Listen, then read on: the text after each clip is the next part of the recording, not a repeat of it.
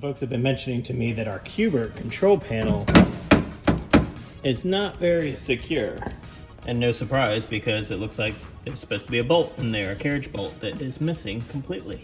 The carriage bolts look like this, and they go through the control panel into that little bracket there, and then they're secured underneath with a little wing nut like this.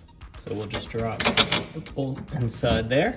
And then I reach underneath of the coin return area and put the wing nut underneath the bolt and tighten it up.